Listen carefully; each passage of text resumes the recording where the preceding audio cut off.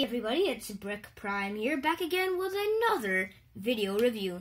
And in today's video, we will be taking a quick look at the LEGO Bionicle Toa Inika Nuparu. So here he is.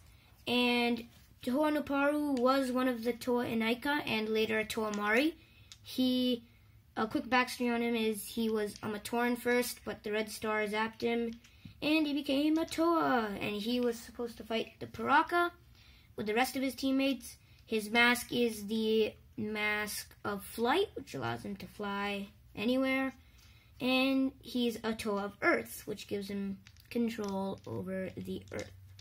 So yeah, that's it for the quick backstory on him. Let's take a look at the figure.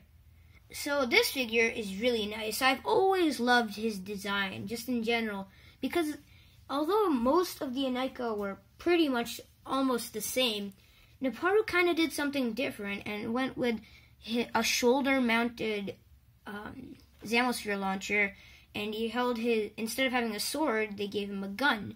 Also, they gave him the claws on top of his hands. So overall, they did give him a different aesthetic, which I really liked because it changed him up compared to most of the other figures.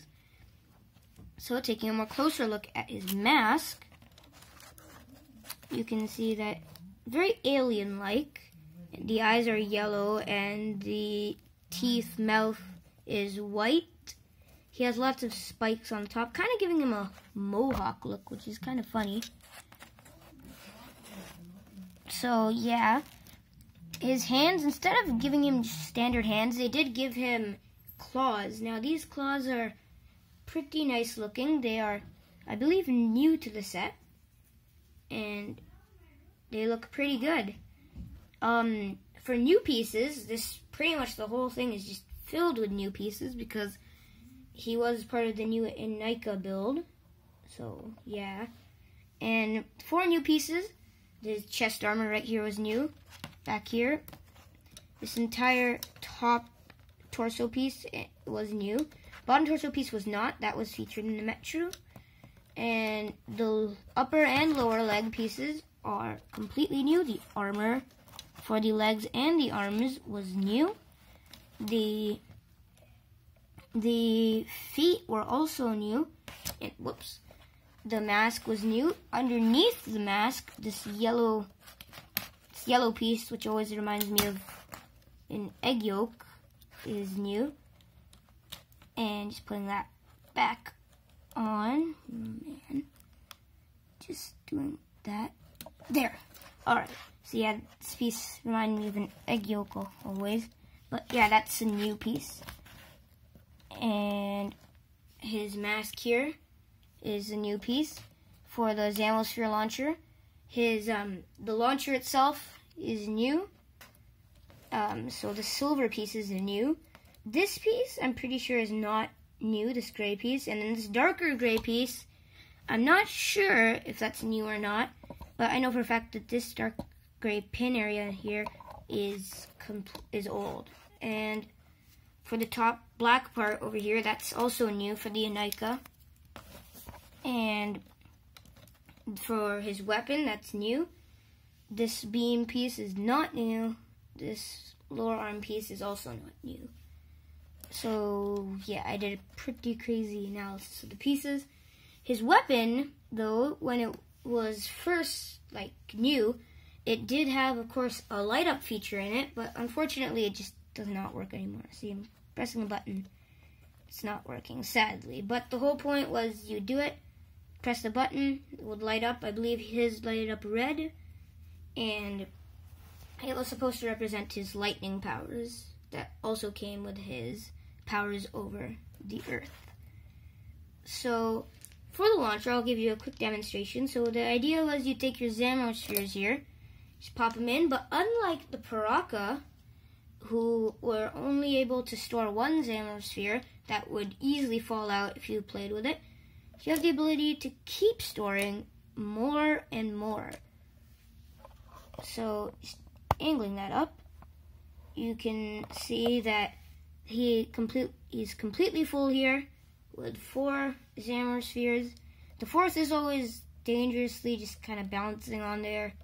It's the case with all of the Inika. But basically what you do is this little rod right here, you just push and it would go flying. So that's 1, that's 2, that's 3, and that is 4. And I do not even know where those went.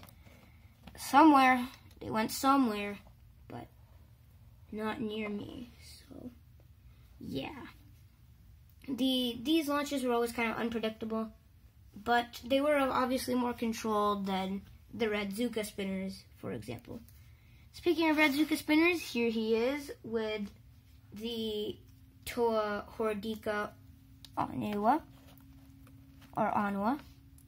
See, he is much taller.